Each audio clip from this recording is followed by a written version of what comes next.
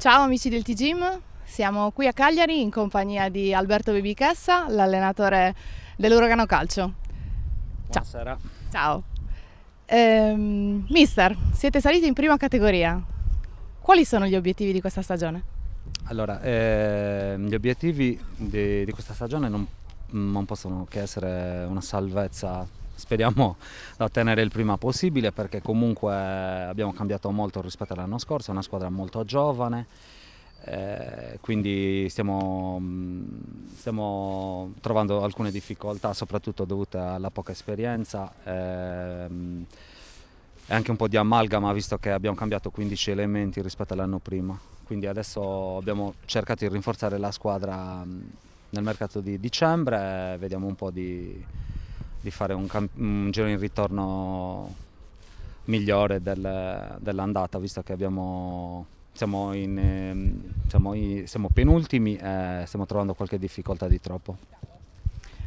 E invece quali sono, diciamo, i possibili intoppi per quanto riguarda il giro nogliastrino? Allora, per quanto riguarda gli intoppi, prima di tutto la questioni di logistica, perché sono trasferte dispendiose dal punto di vista prima di tutto economico e poi anche fisico, perché ti costringono a dei viaggi per me fuori luogo per la categoria, perché probabilmente in federazione si dimenticano che siamo dilettanti, tutti lavorano oppure studiano, quindi la domenica teoricamente dovrebbe essere un giorno di riposo e ci costringono a passarla fuori di casa per fare una partita di calcio dove nessuno di noi percepisce un euro, quindi siamo proprio dei dilettanti puri e quindi diventa difficile. Infatti non ti nego che abbiamo perso molti giocatori appena sono stati stilati i gironi, cioè, abbiamo verificato che fossimo in Ogliastra, molti giocatori hanno preferito abbandonarci e non posso biasimarli, perché da un certo punto di vista li capisco. Un po' Cioè, stressante. è tosta, è tosta. Ok, invece per quanto riguarda il vivaio, c'è qualche piccola punta di diamante su cui posare gli occhi? Allora, noi purtroppo non abbiamo un settore giovanile, però nonostante questo la squadra è molto giovane.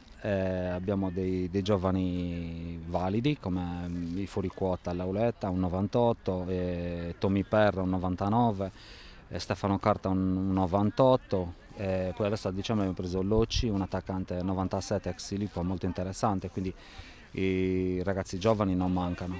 Ripeto, pecchiamo un po' di esperienza, ma ci sta, pian piano cresceremo. Va bene, grazie mille, grazie per essere stato con noi. Figurati, ciao. Ciao. Ciao, ciao. Grazie, io sono Daniela e questo è il T-Gym.